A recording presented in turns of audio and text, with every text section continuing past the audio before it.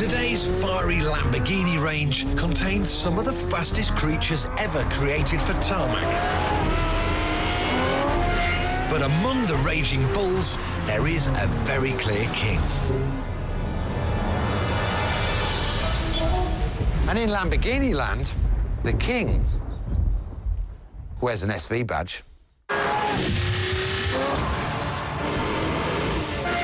SuperVeloce, the Lamborghini that reigns terror over all others.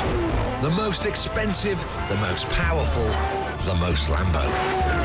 The last model to wear the SV badge was the iconic Diablo SV, which was the last of the hairy-chested Italian Lambos before Audi got involved and tamed things down a bit. Now, I want this to be like the good old days. Completely bonkers. On an arrow straight road, you'll be bowled over by the car's speed.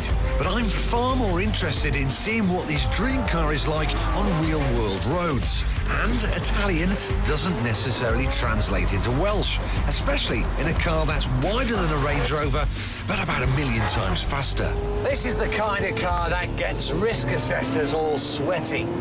Lambo have altered the way the engine breathes, so you get an additional 30 brake horsepower over the standard version. 0 to 62, well, it's the best 3.2 seconds of your life.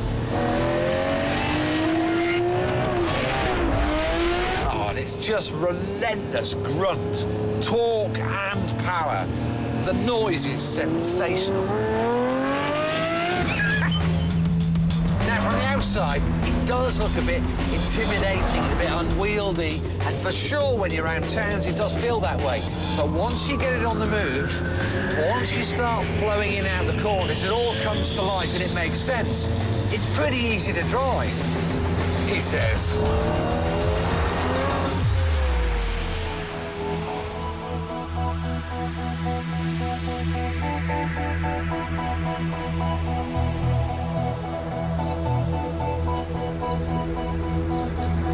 I tell you what, this is one of those cars, like all the best Lamborghinis, where you just cannot help but taking pictures of and send to your mates. It's outrageous. The interior is just as serious, Spartan and sculpted from space-age materials. It's like being inside the sort of caves that border Gotham City. The SV is 100 bags of sugar lighter than the normal Murciélago, and in fact is lighter than a BMW M3. So when you mount up through the sci-fi doors, you can't help but wonder about handling.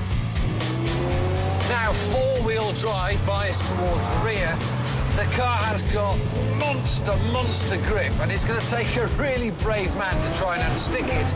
However, if you turn in a little bit whilst you're too much on the brakes, then you can feel the back start to skip.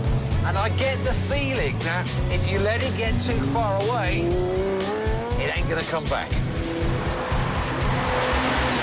But if you do overcook your £266,000 investment, Lamborghini have made carbon ceramic brakes standard on the SV. So it's reassuring it'll stop on a pinhead when things go wrong.